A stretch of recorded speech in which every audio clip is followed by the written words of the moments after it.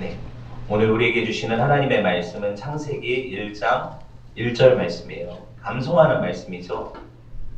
크리스찬이라면 다 감송하잖아요, 이 말씀. 같이 한번 1장 1절 한번 읽어볼게요. 시작. 태초에 하나님이 천지를 창조하시니라. 아멘. 태초에 하나님이 천지를 창조하시니라. 아멘. 오늘 창세기 강해를 이제 시작한다고 제가 지난 시간에 말씀을 드렸죠. 오늘 서론 부분을 좀 하려고 해요. 아무래도 서론은 좀 딱딱하고 좀 어려울 수도 있는데 여러분이 서론을 잘 따라오시면 그 이후에 창세기 강해를 할 때 이해가 훨씬 쉽거든요. 그러니까 여러분이 집중해서 이 시간에 들어보시고 혹시라도 궁금증이 생기시면 예배 끝나고 질문을 해주시면 좋을 것 같아요. 특별히 우리가 창세기라는 책은 너무 뭐라고 해요? 우리한테 친숙한 책 아닙니까? 그렇죠? 제일 많이 읽어본 책도 창세기가 아닐까요? 아마 그럴 거라고 생각을 해요. 왜냐하면 성경을 펴놓고 처음부터 읽기 시작하면 창세기가 나오잖아요. 그렇죠? 그리고 읽다가 레위기에서 포기하잖아요. 그러니까 창세기가 아무래도 제일 많이 읽힌 책 중에 하나일 거라고 생각을 해요. 어쨌든 예, 오늘 본문에 들어가기 전에 개괄적인 부분들을 다뤄보려고 해요. 창세기는 성경이 전체 몇 권인지는 아시죠? 66권으로 되어 있잖아요. 그렇죠? 창세기는 이 모든 성경의 서론격에 해당하는 책이에요. 서론하면 여러분, 창세기가 서론이라면 성경의 결론은 어디일까요? 맞춰보세요. 예, 요한계시록이 되겠죠. 서론과 결론은 어떻게 우리가 읽어야 되냐면 책을 우리가 서점에서 골라서 읽는다 하더라도 서론하고 결론만 읽어보면 되는 거거든요. 그러니까 어떤 내용이 들어갈지를 대충 짐작해 볼 수가 있겠죠. 그렇죠? 물론 목차를 보아도 알 수 있겠지만 서론, 결론이 그만큼 중요한 부분이라는 사실을 우리가 알게 돼요. 앞으로 저자가 이 책에서 어떠한 내용을 다룰 것이다 이런 것이 서론에 들어있잖아요. 그렇죠? 맞죠? 그리고 이 서론을 통해서 이제 앞으로 전개될 이 내용들의 실마리를 주죠. 전망을 준다는 거예요. 그리고 결론 부분에서는 이 모든 이야기들이 최종적으로 어떻게 완성되어지는지, 그렇죠? 그리고 이 이야기를 통해서 전달하고자 하는 핵심 내용이 뭔지, 그렇죠? 이거를 정리해서 주는 게 결론 아닙니까? 서론과 결론 정말 중요해요. 창세기가 성경의 서론이고 계시록이 성경의 결론이다. 이거를 기억하시면서 그러면 특별히 창세기 첫 1, 2장을 한번 펴보세요. 1장을 펴보시면 되겠죠. 1, 2장을 동시에 펼 수 없으니까. 창세기 첫 1, 2장 부분하고 맨 끝으로 가셔서 요한계시록 여러분 성경책에 책갈피 하는 줄이 두 줄 있잖아요. 그렇죠?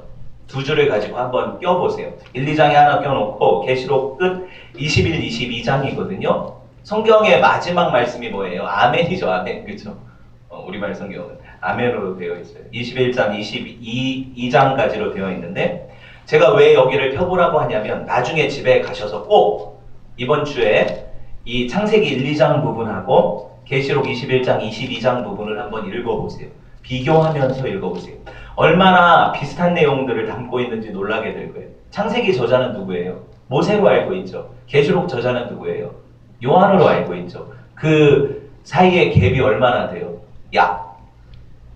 몇천 년의 시간이 흐르잖아요. 그렇죠? 우리 배웠잖아요. 그러니까 그럼에도 불구하고 어떻게 한 저자가 쓴 것처럼 한 저자시죠. 성령이 쓰셨으니까. 그렇죠?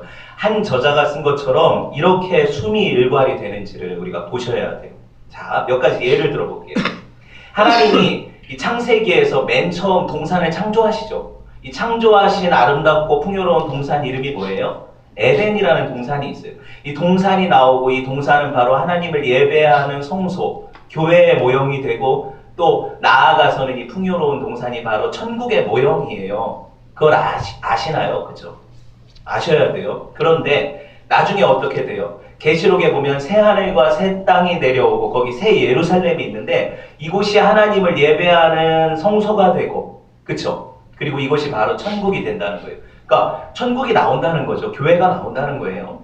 또 한 가지 생각해 볼 수 있는 게 아담과 하와라는 인물이 나오죠. 첫 에덴에. 맞아요? 이 에덴이라는 성소에서 하나님을 섬기고 동산을 관리하는 청지기, 그러면서 제사장의 역할을 받아요. 왕 같은 제사장이라고 하죠. 다스리고 보존하고 예배하는. 근데 여러분 우리 성도들을 향해서 성경이 뭐라고 합니까? 너희는 왕 같은 제사장이라고 하죠. 실제로 이 일이 완전해지는 게 어디예요? 하늘 예루살렘이 내려올 때 계시록에서 성도들이 그곳에서 하나님을 예배할 때 친히 하나님과 어린 양이 성소가 된다, 성전이 된다 이렇게 기록되어 있거든요. 그리고 그곳에서 하나님을 예배하는 예배자로 영원토록 살아가는 것이 성도의 운명이잖아요. 그렇죠? 그러니까 그렇게 되어진다는 거예요. 지금 이해되세요? 그렇게 이어진다는 거예요. 또 한 가지 생각해 볼 수 있는 게 뭐냐면 창세기 첫 동산에서는 강이 4개가 나와요. 4대 강. 금강, 한강 뭐 이런 게 아니고 4대 강이 나오는데 이 강이 뭐예요? 유프라테스나 뭐 비손이나 뭐 히데겔, 그죠? 티그리스라는 강이에요. 지금도 있죠. 이런 강들이 나오잖아요. 이 강들이 나오는데 그 강이 있고 강이 발원하는 발원지가 에덴이고 동산의 중앙에 어떤 나무들이 있어요? 성경에 보면 선악을 알게 하는 나무, 선악과 그리고 생명나무, 영생을 주는 나무 이렇게 있죠. 첫 동산 안에 있는 나무들이에요. 그런데 보세요. 계시록에 새 하늘과 새 땅이 내려오는데 이곳에 강이 흘러요. 신기하죠? 굳이 강이 필요 있을까? 있으니까 기록을 했겠죠. 첫 에덴과 이 마지막 에덴이 같다는 거예요. 같지만 더 아름답고 완전해진다는 거예요. 이해되셨죠? 이렇게 연속성상에 있다는 거예요. 그래서 이 새 하늘과 새 땅이 내려올 때 거기 어떤 나무가 심겨지냐면 생명나무가 심겨져 있어요. 어떤 나무가 지금 없어요? 선악을 알게 하는 나무가 없어요. 계시록에는. 실제로 그런지 한번 볼까요? 일단 창세기 2장 9절을 한번 볼게요.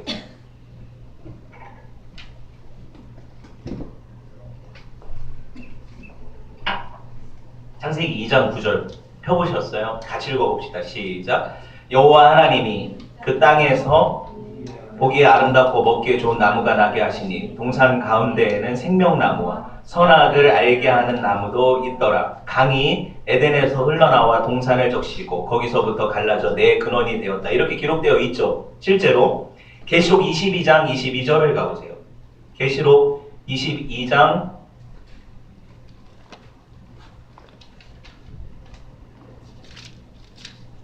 1절인가요? 예, 1절. 예.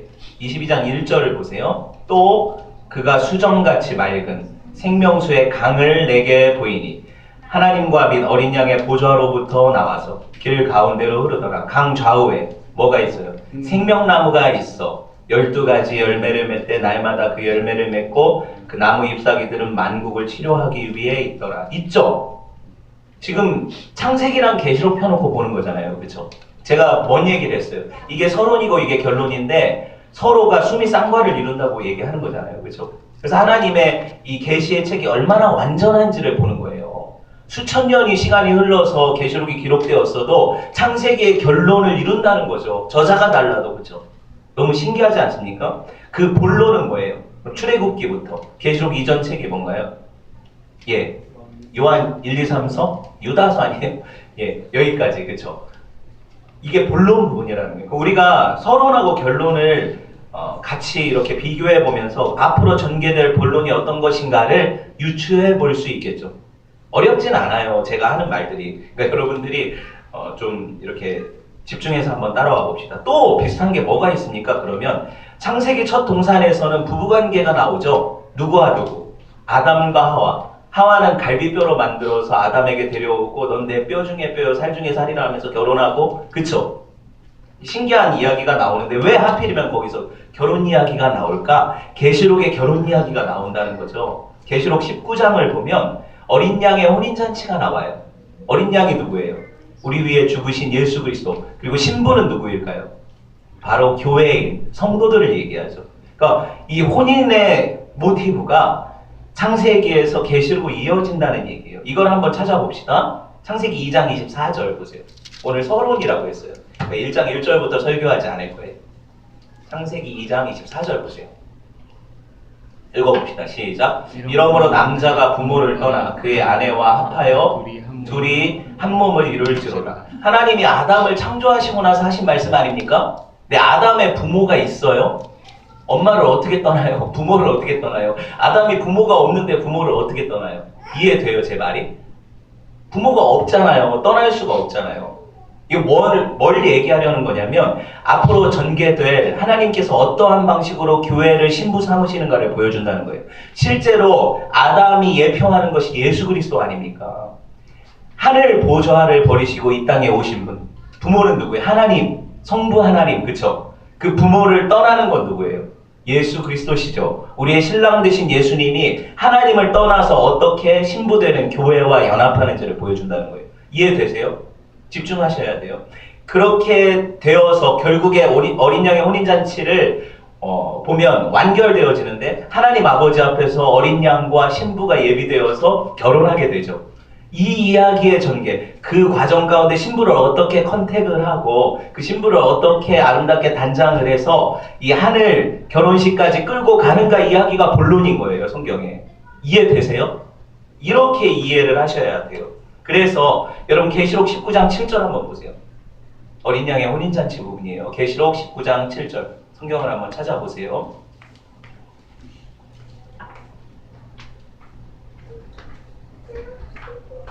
읽어봅시다. 시작. 우리가 즐거워하고 크게 기뻐하며 그에게 영광을 돌리세 어린 양의 혼인기약이 이르렀고 그의 아내가 자신을 준비하였으므로 그에게 빛나고 깨끗한 세마포 옷을 입도록 허락하셨으니 이 세마포 옷은 성도들의 옳은 행실이로다 하더라. 아멘. 보셨어요? 어린 양의 혼인잔치에 성도들이 깨끗한 하얀 웨딩 드레스를 입고 하나님 앞에 서는 거예요. 하나님 주례자가 되죠. 아버지이시면서. 그래서 예수님과 결혼하게 된 이 성도들이 천국에서 어떠한 신방을 누리는가, 이 신혼 살림을, 그 기쁘고 즐거운 영원한 천국의 사랑을 누리는가를 보여주는 책이라는 거죠. 성경이 그렇다는 거예요. 여러분, 최초의 동산에는 죄로 인해서 뭐가 들어와요? 죄로 인해서 뭐가 들어와요? 타락이 오고 고통과 슬픔과 수고와 죽음이 오죠. 창세기 내용이 이거 아닙니까? 하지만 새하늘과 새 땅이 오면 계시록에서 이런 것들이 다 사라져버려요. 계시록 한번 21장 4절을 보세요. 계시록 21장 4절 한번 찾아보세요. 읽어봅시다. 시작. 모든 눈물을 그 눈에서 닦아주시니 다시는 사망이 없고 죽음이 없죠. 애통하는 것이나 곡하는 것이나 아픈 것이 다시 있지 아니하리니 처음 것들이 다 지나갔음이로라. 얼마나 완전합니까? 그렇죠? 처음 인간의 죄로 인해서 왔던 모든 슬픔과 아픔과 죽음의 고통들이 다 사라져버린 것이 어디다? 천국이라는 거죠. 그러니까 창세기에서 이 앞으로 일어날 전말들을 보여주고 그러고 나서 결론부인 계시록에서 이 모든 것들을 완전히 없애시고 하나님께서 얼마나 아름다운 천국을 우리에게 선물로 주시는지를 보여준다는 거예요.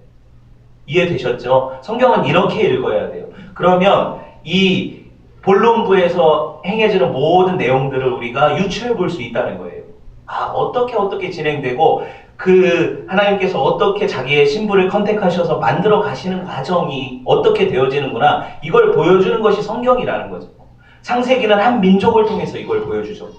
맞죠? 한번 생각을 해봅시다. 이외에도 사실 제가 지금 다 찾아서 얘기해 드릴 수가 없어요. 시간 관계상.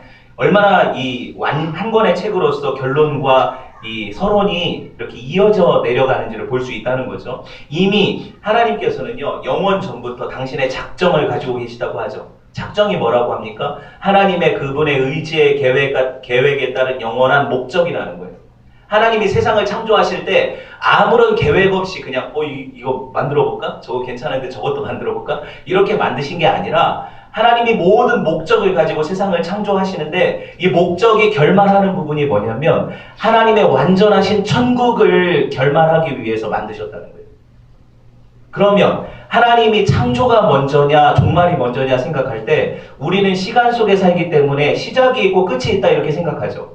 그렇지만 하나님 안에서는 시작과 끝이 없는 거죠. 하나님은 이미 결론이 어떻게 되어질 것을 알고 창조하신 거예요. 이 말이 이해되세요?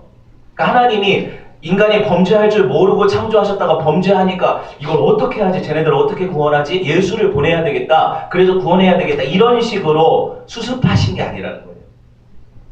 이해되셨죠? 모든 성경은 하나님께서 이미 창세 전부터 영원 전부터 이걸 계획하셨고 이것이 어떻게 이루어지는가를 보여주는 내용이라는 거죠.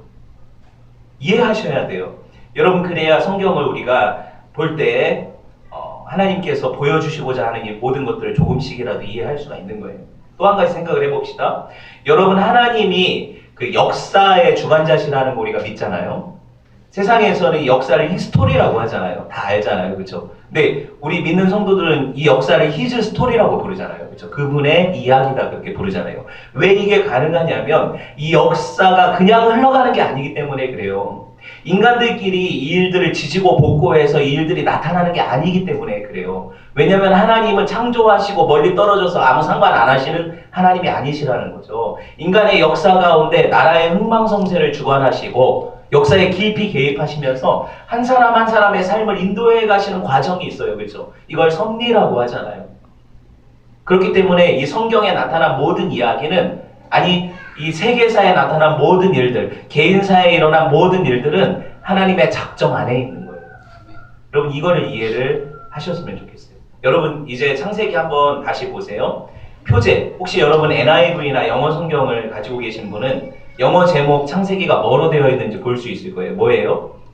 제네시스죠. 그렇죠? 현대 차 이름 제네시스가 아니라 그냥 뭐 같은 이름이겠지만, 이 무슨 뜻이에요? 제네시스가? 발생, 기원, 뭐 세대, 제너레이션 이런 거, 이런 뜻으로 이해할 수가 있겠죠.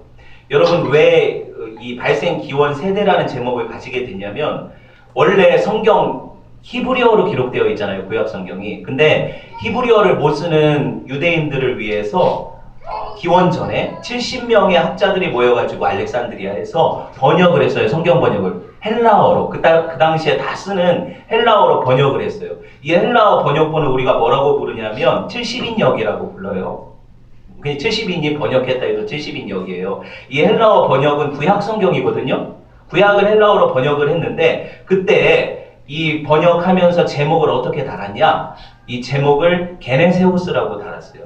이렇게 달았어요. 이거를 번역한 게 뭐예요? 아까 얘기했던 제네시스예요. 그러니까 이 번역을 그럼 왜 이렇게 달았습니까? 히브리어의 가장 중요한 이 창세기를 가로지르는 단어가 톨레도시라는 단어가 있어요. 이게 세대, 뭐 기원, 발생, 족보 뭐 이렇게 해석이 되거든요. 이 단어 때문에 이 제목, 책 제목이 이게 맞다. 그래가지고 이렇게 단 거예요. 그럼 원래 히브리어 성경책 제목 창세기는 뭡니까? 이게 베레시트예요. 이거 여러분 중요한 부분이에요. 그러니까 좀 어려워도 따라오셔야 돼요. 베레시트가 태초에라는 뜻이에요. 시작에, 처음에 이런 뜻이에요. 원래 우리 창세기를 번역할 때 그럼 우리는 왜 창세기라고 달았습니까? 우리말 개혁성경이나 개혁개정 성경은 창세기의 전체 내용을 포괄하지 못해요. 왜냐면 창세기 하면 세상의 창조에 대한 이야기만 있는 줄 알잖아요. 맞죠? 제목 자체가 그렇잖아요. 근데 그것만 있지 않잖아요. 나중에 어떻게 타락했는지, 그리고 어떻게 하나님이 이스라엘 아브라함을 선택하셔서 요셉에 이르기까지 어떻게 인도하셨는지 과정이 다 써있죠. 창세기의 제목은 뭐가 좋냐면 처음에, 시작에 뭐 이렇게 하는 것이 더 좋다는 거예요. 일단 그렇게 이해를 하시고, 여러분 보세요. 세상에 많은 종교 경전들이 있죠. 많은 역사책들이 있어요. 그렇죠? 그런데 세상에 이 우주의 발생과 세상의 창조와 그리고 민족들의 기원과 이런 것들에 대해서 자세하게 기록되고 완전하게 조명하고 있는 책은 없어요. 죄가 어떻게 들어왔는지, 그리고 민족들이 어떻게 발생을 하고 나뉘어서 이렇게 흩어져 살게 되었는지, 그리고 그들의 언어가 왜 다르게 쓰여지게 되었는지, 한 조상 안에서 왔다면 언어가 같아야 되는데, 그렇죠? 다 따로 쓰여지게 된 이유, 이 모든 것들을 설명해주는 다른 세상 책이 하나도 없어요. 근데 어디에 써 있어요, 이게? 창세기에 써 있어요. 그래서 창세기가 얼마나 중요한지 몰라요. 여러분, 특별히 이 창세기 1장부터 11장까지 내용은요, 이 태고 역사는 다른 책에서 찾아볼 수 없는 내용들을 담고 있어요. 역사책에서 찾아볼 수 없는 내용을 담고 있어요. 일단 여기까지 하시고, 제가 이쯤에서 물어보려고 하는데, 아까 잠깐 나왔어요. 창세기 저자가 누굽니까? 이게 모세죠. 왜 모세라고 알고 있어요? 책의 자체가 모세의 책이라고 기록되어 있어요. 그죠? 예수님이 또 이 책을 모세가 기록했다고 자증해 주셨어요. 그죠? 증명해 주셨어요. 또 한 가지 생각해 볼 수 있는 게, 창세기가 저자가 모세라면요, 모세 5경의 저자가 모세니까 그 중에 한 권이 창세기니까 창세기 저자가 모세인데, 이렇게 생각을 하는데, 모세는 언제 태어났어요? 출애굽기 시작하는 시점에 태어나잖아요. 그럼 창세기에서 출애굽기까지의 이 역사의 갭이 몇 년입니까? 알잖아요. 400년이잖아요. 그렇죠? 요셉이 죽고 나서 400년이 지나서 이스라엘이 번성해서 출애굽이 되는 거잖아요. 모세 시대까지 400년이 흐르는데 그러면 모세가 400년 전에 일어났던 일들, 최소 400년 전에 일어났던 이 일들을 어떻게 알고 기록을 했을까요? 이런 생각을 해볼 수 있겠죠. 그렇죠? 저자가 이 시대의 역사보다 400년 늦게 왔다고요. 저자가. 그러니까 하나님께서 모세에게 이 말씀들을 계시해 준 부분이 있겠죠. 당연히. 그리고 또 한 가지는 그 각 지파별로 내려오는 그 이야기들이 있겠죠. 조상에 대한 이야기들, 족보들 이런 게 있겠죠. 이런 것들을 가지고 모세가 이 책을 기록했다고 볼 수가 있어요. 창세기 끝장 한번 가봅시다. 50장. 창세기는 50장까지 있고요. 출애굽기는 40장까지 있어요. 외우기 쉽죠? 그렇죠? 창세기 50장 한번 가봅시다. 26절 읽어봅시다. 시작. 요셉이 110세의 죽음에 그들이 그의 몸에 향재료를 넣고 애굽에서 입관하였더라. 여러분 잘 아시다시피 창세기는 요셉의 죽음으로 끝이 나죠. 맞아요. 그런데 요셉에 의해서 애굽에 내려간 이스라엘 백성들이 몇 년이 지나서 모세에 의해서 출애굽한다고요? 400년. 그렇죠?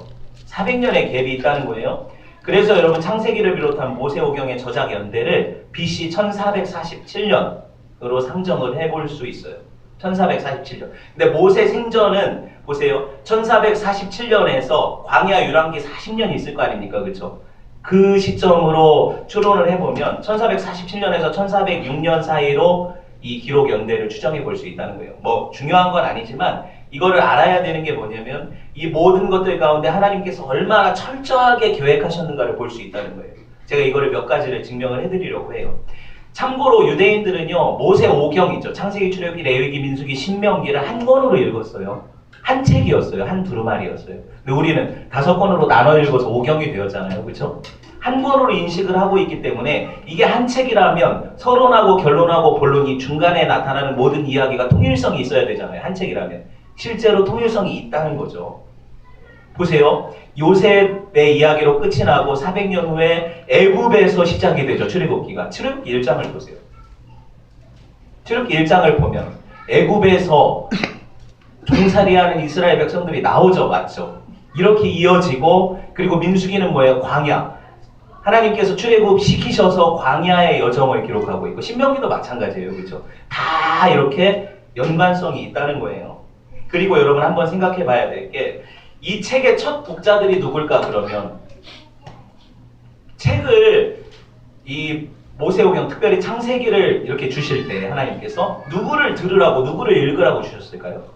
이스라엘 백성들을 읽으라고 주셨겠죠. 특별히 어느 시대에 출애굽해서 광야를 돌고 있는 이스라엘 백성들한테 주신 거죠. 모세 시대니까.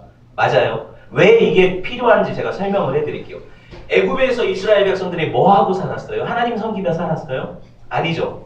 애굽에서는 태양신 라가 있고 람세스나 이런 파라오 같은 게 다 신이잖아요. 그렇죠? 애굽의 우상 숭배를 하면서 그 안에 찌든 문화 가운데 그들이 종노릇하며 살았어요. 그렇죠? 자기들의 정체성을 뭐라고 생각했을까요? 나는 요셉의 어떤 그 초청을 받아서 야곱 족속이 가서 거기서 번성해서 우리가 이렇게 살고 있는 손님이다 이렇게 인식한 게 아니라 애굽에서 우리는 노예인가 보다.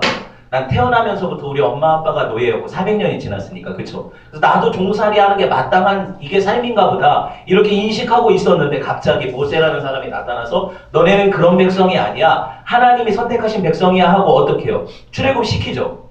출애굽 시켰을 때 광야에서 그들이 내가 도대체 정체성이 뭔가를 분명히 알아야. 그쵸? 그들이 왜 우리가 가나안 땅을 향해 가야 하는지 왜 우리가 모세 말을 듣고 하나님 말씀을 들어가면서 살아가야 하는지를 알 거 아닙니까? 그렇죠? 그래서 모세가 이 창세기를 기록해서 준 거예요. 왜 그럼 이 창세기가 중요합니까? 창세기는 이스라엘 백성들의 뿌리가 어딘지를 보여주잖아요. 하나님이 갈대아 우르에 있던 누굴 부르셨어요? 아브라함을 부르셨죠. 아브라함의 윗조상으로 가면 누가 있어요? 셈족이잖아요. 아브라함이. 그렇죠? 셈이 있고 그 위로 가면 누가 있어요? 셋이 있죠. 아벨 대신해 주신 아들 셋, 그렇죠? 셋이 있고 그 위로 가면 아담이 있죠. 그 위는 하나님이시죠. 이런 기원을 가르쳐 주는 거예요. 너네는 그냥 이렇게 애굽에서 종노릇할 백성이 아니라는 거예요. 너네는 하나님 주신 약속을 따라서 번성되었고 이제 저 땅을 향해 가야 된다는 거예요. 이 땅이 전부가 아니라는 거예요. 이 광야 여정이. 우리 목적지가 있다. 이 성도의 삶 아닙니까? 우리 이 땅의 삶이 전부가 아니잖아요. 그렇죠? 우리는 가야 될 목적지가 있잖아요. 왜? 우리 근원이신 하나님이 우리를 창조하셔서 구속하시고 어디로 데려가시는 이 과정이 우리 삶이잖아요. 그렇죠? 이거를 보여주는 거예요. 이게 확실해야 내가 정체성이 누군지를 알아야 그렇게 살 것 아닙니까? 그렇죠? 이걸 보여주는 책이 창세기라는 거죠. 여러분 한번 생각을 해봅시다. 광야 40년 훈련이 쉬워요? 어려워요? 얼마나 힘들고 어려우면 불평이 일어나고 차라리 죽는 게 낫다, 애굽에 돌아가는 게 낫다 했겠어요. 우리가 그냥 쉽게 평가할 수 있는 일이 아니라는 거예요. 그들을 욕하지만 우리는 조금만 힘들어도 내가 예수 믿어서 이렇게 힘든가 보다. 내가 왜 하나님의 백성 되어서 남들은 하지도 않는 이런 의무들을 부과해가면서 이렇게 살아야 되는가, 이런 생각 하잖아요. 그렇죠? 이스라엘 백성들 욕할 게 아니잖아요. 또 한 가지 생각해 볼 수 있는 게 뭐냐면, 아까 제가 창세기를 두 부분으로 나눠서 설명을 드렸죠. 1장에서 11장까지를 원시 역사라고 해요. 12장부터 50장까지를 족장사라고 해요. 족장들의 이야기예요. 아브라함, 이삭, 야곱, 요셉의 이야기잖아요. 그렇죠? 족장사라고 해요. 근데 이 분량적인 차이도 있지만 원래 역사, 이거 시원 역사라고 하거든요. 원래 역사는 세상이 창조된 시점부터 시작이 되죠. 1장 1절이 그거잖아요. 창조된 시점에서 어디까지 흘러가요? 생각나요? 인간 창조, 그 다음에 아담과 하와의 타락, 그래 에덴에서 쫓겨나는 거, 그리고 가인의 출생과 아벨 이야기, 동생 쳐 죽인 거, 그렇죠? 또 뭐가 나와요? 최초의 살인의 이야기가 가인 아벨 이야기고, 그리고 노아 홍수의 이야기가 나오죠. 홍수로 인해서 세상을 어떻게 멸하셨는가. 그리고 나서 하나님이 노아의 가족들을 번성시키셨는데 그들 가운데 뭐가 일어나요? 반역이 일어나서 바벨탑 사건이 일어나죠. 여기까지가 11장이에요. 쉽죠? 성경 잘 모르시겠으면 한번 펴보세요. 여기까지가 11장인데 이 부분은 과학적으로 역사적으로 증명할 수 없는 부분이에요. 역사에도 이런 역사가 없어요. 그렇죠? 그래서 성경이 아주 독특한 부분이죠. 12장부터는요, 역사적으로 증명이 되는 것들이 아브라함의 부르심부터 시작해서 요셉의 이야기까지는 실제로 많은 이야기들이 세계사에도 나오고, 이해되셨어요? 여러 가지 것들로 증거 자료들이 나오고 있는 이야기들이죠. 하다못해 노아의 방주도 아라랏산, 지금 터키 어디 빙하에 있다 막 이런 이야기들 하잖아요. 실제인지 가짜인지는 모르겠지만 어찌되었든 여러분 보세요. 이 모든 이야기들 가운데 어떤 이야기를 합니까? 죄가 어떻게 발생되었는지, 그래서 하나님을 어떻게 반역하다가 하나님께 심판을 어떻게 받았고, 그럼에도 불구하고 하나님이 택하신 백성들을 남기시는 이야기가 노아의 이야기까지잖아요. 맞죠? 바벨탑 이야기까지도 이야기예요. 그리고 여기서 알 수 있는 거면 인간 스스로는 자기를 구원할 힘이 없고 능력이 없다는 걸 보여주죠. 하나님의 심판 앞에 인간은 자기 죄로 인해서 멸망받아 마땅한 존재라는 걸 이 11장까지 보여줘요. 그리고 12장에서 누굴 부르십니까? 아브라함을 부르시는 거예요. 왜? 하나님의 주권적인 선택 가운데 예정하신 하나님의 백성들은 살아남는다는 거죠. 그 심판받지 않고 구원을 얻을 수 있다는 거예요. 이 이야기를 보여주는 거예요. 그래서 12장부터 시작되는 족장사는 앞에 있던 원역사랑 다르게요. 어느 정도는 사람들이 이해할 수 있는 부분, 그러니까 우리가 이성적으로 합리적으로도 충분히 납득할 수 있는 기록들이 많아요. 그렇죠? 이거를 우리가 인지를 하면서 읽어야 돼요. 갈대아 우르라는 지역이 있었습니까? 없었습니까? 실제로 있었잖아요. 우리가 메소포타미아 문명이라고 하는 비옥한 초승달 지대가 있는 그 이집트까지 이어지는 그 세계 문명의 발상지라고 불리는 그곳에 누가 살았어요? 아브라함이 살았어요.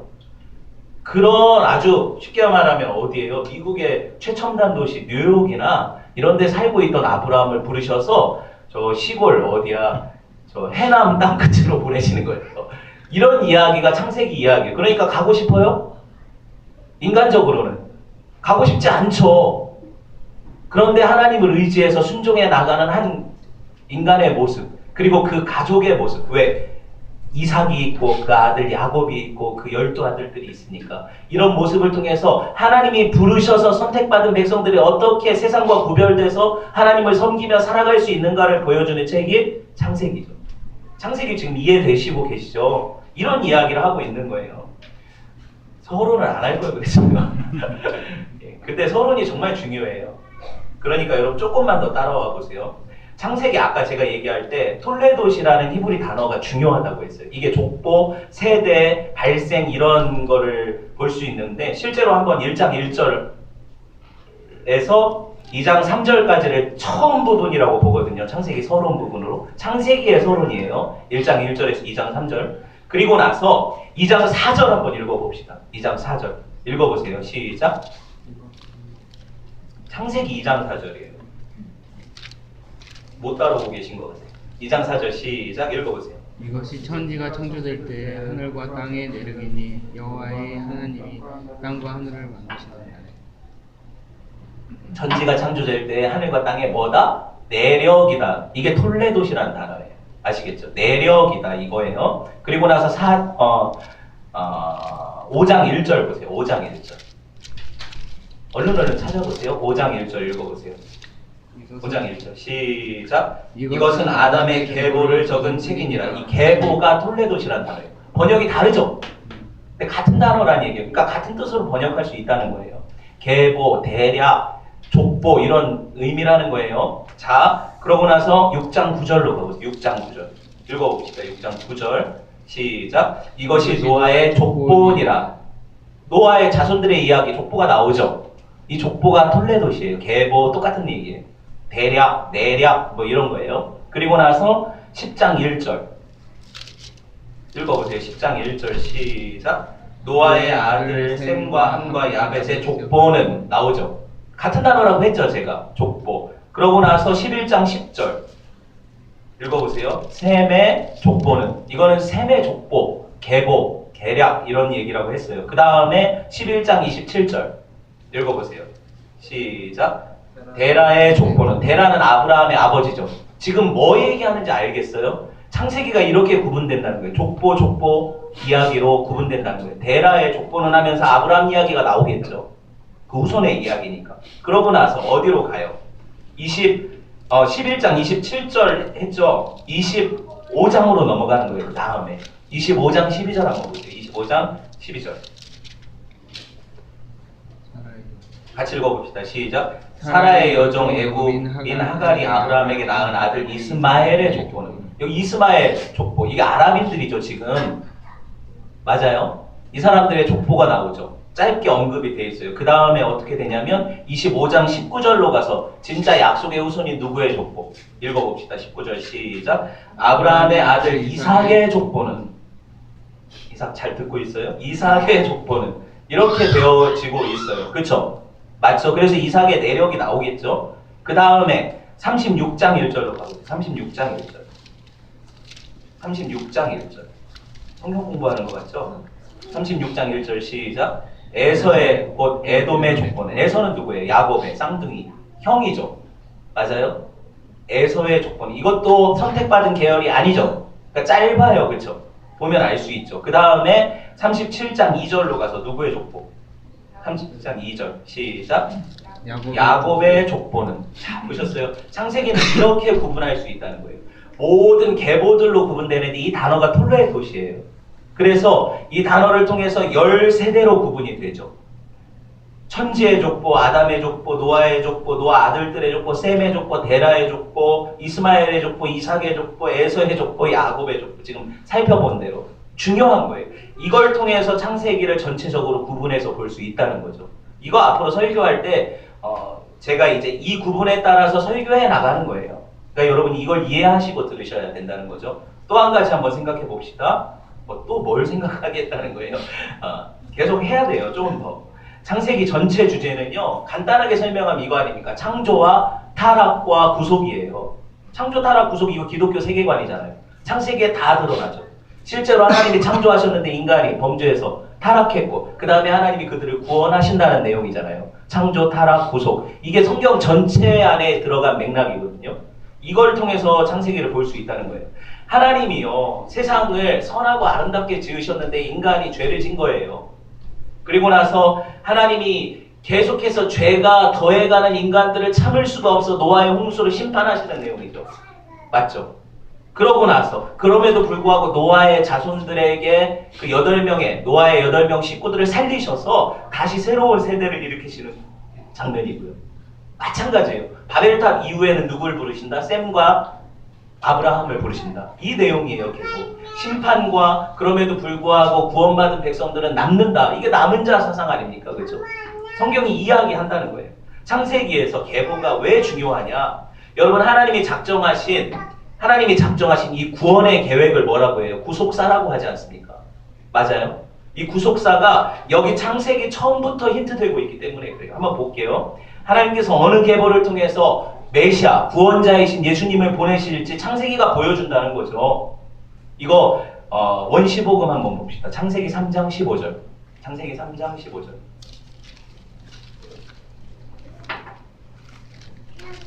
이거 다 아는 내용일 거예요. 읽어봅시다. 시작. 내가 너로 여자와 원수가 되게 하고 네 후손도 여자의 후손과 원수가 되게 하리니 여자의 후손은 네 머리를 상하게 할 것이요 너는 그의 발꿈치를 상하게 할 것이니라 하고, 뱀한테 하시는 말씀, 네 후손과 여자의 후손이 원수가 되게 하겠다. 사탄과 누구? 예수 그리스도의 선택받은 하나님의 백성들이 원수가 되고 예수님이 원수가 되는 거죠. 그렇죠? 그래서 뱀은 발꿈치만 상하게 하는데 어떻게 하겠다? 여자의 후손인 메시아 예수 그리스도는 뱀의 대가리를 상하게 하겠다. 이 이야기잖아요. 이게 성경 내용이거든요. 그래서 여러분 보세요. 이 여자의 후손이 앞으로 아까 족보 계보라고 했죠. 어느 계보로 흘러가게 되어서 나타나게 될 건지를 보여주는 책이 창세기이기 때문에 계보가 중요해요. 아까 중간에 들어왔던 계보들이 있죠. 이스마엘이라든가 또 누가 있어요? 에돔, 에서라든가 이런 족보에는 예수님이 오실 수가 없는 거죠. 왜? 선택받지 않았으니까. 이 얘기하는 거예요. 그래서 어떤 방식으로 예수님이 오실까 이거를 보여주는 얘기라는 거죠. 자, 생각해 봅시다. 노아의 시대의 홍수 이후에 셈이라는, 그쵸? 아들을 통해서 예수님의 족보가 이어져 내려오는 거예요. 셈, 노아를 통해서 셈. 그 다음에 셈족인 누구? 아브라함. 그리고 아브라함의 아들 이삭. 그 다음에 야곱. 그 다음에 요셉으로 갈 것 같은데 요셉으로 가지 않고 유다로 가죠. 창세기 끝부분이 그걸 얘기를 해요. 야곱의 축복 가운데 유다는 통치자의 홀이 너한테 나올 거다 이렇게 얘기해요. 그래서 유다 족속으로 오고 유다 족속에서 누가 와요? 14대 손으로 다윗이 오고 다윗의 14대 손으로 누가 와요? 예수 그리스도가 오시지 않습니까? 그래서 이 족보를 추적해 나가는 책이 뭐다? 창세기라는 거죠. 이런 식으로 창세기 들어보셨어요? 정말 중요해요. 근데 이걸 설교로 하긴 힘들잖아요. 지금 여러분 딱 얼굴 표정 봐도 듣기 힘들잖아요. 들어야 돼요. 왜냐하면 이게 성경의 핵심 내용이기 때문에 그래요. 힘들어도 들으셔야 돼요. 그래서 창세기는요, 먼저 예수 그리스도라는 이름이 나오지 않죠. 하지만 누군가 여자의 후손을 통해서 오실 거라는 약속을 주죠. 그리고 이 약속을 추적해가는 책이 창세기라는 거죠. 이거를 이해를 해야 창세기를 알 수 있어요. 우리는 아브라함처럼 살자, 이삭처럼 살자, 야곱처럼 살자 이런 내용 아니에요. 창세기가 절대로 아니에요. 예수님을 얘기하는 거예요. 창세기가. 이거를 이해를 하셔야 돼요. 창세기 없이는 성경 다른 부분 이해할 수가 없어요. 그래서 창세기가 정말 중요해요. 창세기 읽다 보면 엄청나게 다양한 주제들이 나오죠. 가끔 설명을 해드리겠지만 진짜 핵심 주제는 언약이에요. 창세기의 핵심 주제가 뭐다? 언약. 이게 약속이라는 뜻이죠. 하나님이 주시는 약속이라는 거예요. 특별히 후손에 대한 약속과 또 땅에 대한 약속이죠. 이거 한번 봅시다. 창세기 17장 5절에서 8절. 찾아보셔야 돼요. 창세기 17장 5절에서 8절. 보세요. 이거 아브라함 언약이라고 불리는 유명한 언약이에요. 하나님이 어떻게 약속하십니까? 이제 후로는 네 이름을 같이 읽어요. 아브라함이라 하지 않고 아브라함이라 하리니 이는 내가 너를 여러 민족의 아버지가 되게 함이니라. 내가 너를 심히 번성하게 하리니 내가 네게서 민족들이 나게 하며 왕들이 네게로부터 나오리라. 내가 내 언약을 나와 너 네 대대 후손 사이에 세워서 영원한 언약을 삼고 너와 네 후손의 하나님이 되리라. 내가 너와 네 후손에게 네가 거류하는 이 땅 곧 가나안 온 땅을 주어 영원한 기업이 되게 하고 나는 그들의 하나님이 되리라. 자, 여기서 두 가지 약속이 나오는데 뭐예요? 후손에 대한 약속. 아브라함이 아들이 없을 때 주신 약속 맞죠? 이삭은 100세에 나니까 아브라함이 아들이 없을 때 후손 약속 주시고 또 한 가지 뭘 약속해요? 땅. 여기 8절 보시면 여기서 뭐라고 해요? 네 후손들에게 네가 지금 거류하고 있는 이 가나안 땅을 약속으로 주겠다. 이 두 가지 약속이 나오죠. 여러분 국가의 구성 요소 뭐예요?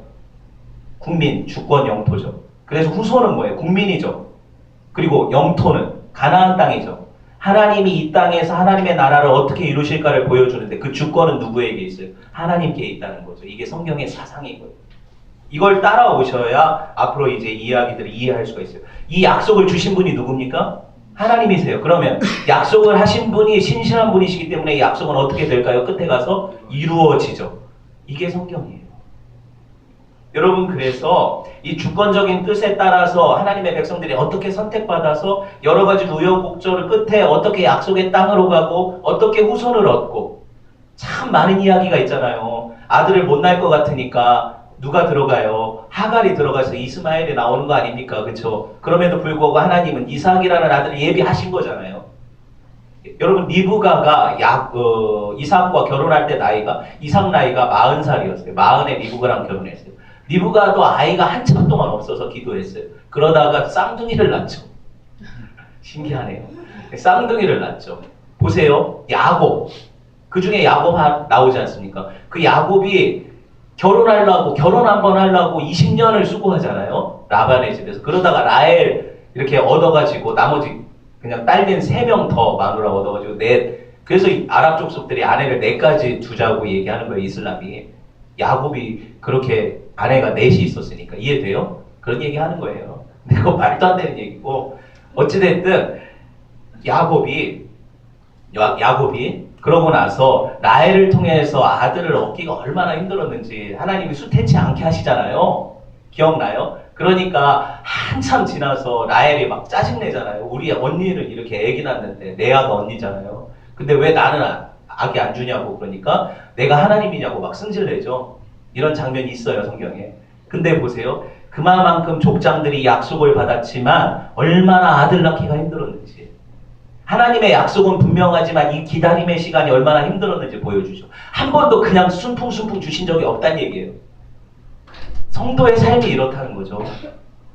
여러분 이걸 생각해 볼 수가 있어요. 그래서 이 언약이 모세오경에 흐른다고 했죠. 잘 들어보세요. 하나님이 땅과 백성에 대한 약속을 아브라함에 주신 시점이 창세기인데 이 언약의 증표로 아브라함 가족은 뭘 해라? 할례를 행해라. 그래서 할례가 하나님의 백성의 표가 된 거예요. 이해하기 아세요? 할례 행하라고 해서 할례가 하나님의 백성의 표가 된 거예요. 출애굽기, 레위기, 민수기를 통해서 하나님이 시내산 언약을 세우시죠. 하나님이 십계명 주시고 너는 내 백성이 되고 나는 너의 하나님이라 이러시잖아요. 그 율법을 수여하시는 그 장면과 성막을 주시는 그 장면이 출애굽기, 레위, 민수기까지 나와요. 그리고 신명기에서는 모압 평지에서 그 세겜 언약을 세우시죠. 하나님이. 그렇게 하시면서 실제로 하나님의 나라가 저 가나안 땅에서 이 백성들을 통해서 이루어질 거라는 걸 보여주시는 거예요. 이 이야기가 면면이 흐르는 게 모세오경이고 그 정수가 창세기죠. 여러분 이걸 이해를 하셔야 창세기를 이해할 수가 있어요. 창세기가 하나님 나라에 대한 이야기라면 아까 국민들은 누구라? 이스라엘 백성이라 했죠. 아브라함의 후손들. 충분히 이해되시죠? 그리고 땅은 가나안 땅인데 여러분 이스라엘 백성들이 출애굽에서 국민은 있었는데 뭐가 없었어요? 땅이 없었죠. 그래서 어디로 가요? 그 땅을 찾아가는 여정이 광야 여정인 거예요. 우리 성도로 말하면 이미 구원받았지만 아직 천국에 들어가지 않았기 때문에 이 인생 여정 가운데 저 가나안 천국을 향해 가는 이 그림을 보여주는 게 창세기, 출애굽기, 레위기, 민수기예요. 이렇게 클리어하게 보셔야 돼요. 그리고 나서 한번 생각해 볼 수 있는 게 여러분 보세요. 하나님께서 아까 10가지 톨레도스를 보여주셨잖아요. 10가지 족보, 계보를. 그쵸? 그런데 여러분 출애굽 시에 모세를 통해서 하나님 몇 가지 재앙을 주셨어요? 10가지 재앙을 주셨죠? 기억나요? 이제 생각하기를 멈추신 것 같은데 조금만 더, 거의 다 됐어요. 10가지 재앙을 주셔서 구속하시죠. 왜 10이고 왜 10일까? 그리고 나서 시내산에서 출애굽기 20장이나 신명기 5장에 보면 뭐가 나와요? 율법을 수여하셔서 뭘 주세요? 십계명을 주시죠. 왜 열일까? 여러분 출애굽 백성들이 애굽이라는 그 문화 환경 가운데에서 십진법을 썼어요. 십진법이 뭐예요? 지금 우리가 쓰는 게 십진법이잖아요. 그 당시 다른 나라들이 십진법을 쓰지 않았어요. 다른 계산법을 썼죠. 근데 십진법을 썼다는 건 12완전수라는 얘기잖아요. 그렇죠? 이스라엘 백성들한테 너네는 이 10가지 조상들을 통해서 구원받은 열족보를 보여주는 거고, 그 다음에 10가지 재앙을 통해서 내가 너희 하나님이라는 걸 보여주는 거고, 그 다음에 10가지 계명을 통해서 너희가 내 백성으로서 이렇게 순종하며 살 때 하나님의 언약이 계속 이루어진다는 걸 보여주는 거죠. 이런 방식으로 하나님이 역사하셨다는 거예요. 성경이 얼마나 놀랍습니까? 그래서 애굽에서 400년 동안 노예 근성에 쩔어서 세상이 좋다고 나는 자꾸 세상으로 돌아가겠다는 이스라엘 백성들한테 너는 저 가나안에 가야 돼. 너는 하나님의 백성이지 저 사탄의 백성이 아니야. 이걸 보여주시는 거예요. 계속해서. 그러면서 끝까지 끌어가시는 분이 누구십니까? 하나님이시죠. 여러분 이 내용이 얼마나 은혜가 돼요 우리한테? 졸립나요? 얼마나 은혜가 돼요. 마지막 족장 요셉이 400년 전에 죽었는데 이 약속은 하나님이 기억하고 계시다가 아브라함한테 주셨던 이 언약을 이루셔서 이스라엘 백성들을 진짜 출애굽시키시고 400년 후에 가나안 땅, 그 약속의 땅에 주시는 거예요. 여러분 아브라함이 처음에 약속의 땅에 얻은 지분이 얼만큼인지 아세요? 몇 평인지 아세요? 무덤 하나예요. 막벨라 굴이라는 무덤 하나예요. 자기 아내 사라를 장사 지내기 위해서 그 햇사람한테 돈 주고 산 땅이거든요. 돈 주고 샀으니까 내 지분 맞죠? 아브라함이 그 약속을 가지고 그 땅을 산 거예요. 그리고 그 가나안 땅에 내 소유지임을 인쳐놓고는 나중에 여기가 우리가 나온 땅이다. 맞다. 우리 땅이다. 이걸 주장하면서 들어가는 게 가나안 정복이에요. 하나님이 땅 약속하셨거든요. 백성들이 완전히 성취되는 기간은 400년이었죠. 60만 명으로 불지 않았습니까? 남자만. 원래 야곱 족속이 70명 내려갔잖아요. 애굽에. 근데 400년 만에 몇 명이 됐다? 60만 명 남자만. 뭐 애들, 노인들을 숫자에 안 셨으니까 여자들까지. 다 합치면 어떻게 돼요? 300만 명 정도가 되겠죠. 출애굽한 거예요. 그 사람. 말씀을 맺으려고 해요. 여러분 보세요. 제가 이 이야기를 하는 이유가 있어요. 가장 중요한 게 뭐냐면 우리가 족장들을 볼 때 그들은 인생 가운데 많은 실수를 하거든요. 범죄도 하고. 하지만 하나님은 그들을 끝까지 인도하셔서 어디로 데려가요? 가나안 땅에 들어간다는 거예요. 이게 우리한테 소망이라는 거죠. 여러분 우리가 하나님의 약속과 우리 인간의 현실 가운데 방황하고 갈등해요. 나는 성도인데 왜 하나님이 내 인생 가운데 이렇게 축복 안 하실까? 왜 나한테 주셨던 약속이 분명하게 내가 믿었는데 왜 지금 안 이루어질까? 그렇죠? 이게 실존 가운데의 성도들의 고민 아닙니까? 근데 이것을 하나님께서 이 족장들의 삶 가운데 우리한테 보여주시면서 봐, 네 믿음의 조상들도 저렇게 살았어. 너 어떻게 믿음으로 살아야 될지 알겠니? 이렇게 얘기하시는 책이 창세기라는 거죠. 여러분 그래서 우리가 하나님의 약속은 반드시 성취되지만 그 약속이 꼭 빠른 시간에 내가 원하는 방법으로 이루어지지 않는다는 걸 알아야 돼요. 누가 주권자라는 거예요. 하나님이 주권자시라는 걸 보여주시고 인생 가운데 가르쳐 주시는 거죠. 그게 기다리라는 거예요. 야, 기다려라. 내가 이룰 거야. 이걸 보여주는 책이 족장들의 삶 가운데 드러난 하나님의 선하심과 인도하심을 보이는 창세기예요. 이런 우리 연약과 실패에도 불구하고 하나님 당신의 약속을 반드시 이루신다는 사실이 저와 여러분에게 소망이 되시기를 주님의 이름으로 축원을 드립니다. 이제 서론했으니까 다음 주부터 1장 1절부터 할 텐데 참 힘들 것 같지만 그래도 여러분이 최선을 다해서 들어주시고 따라오시면 성경 한번 읽어보시면 좋을 것 같아요.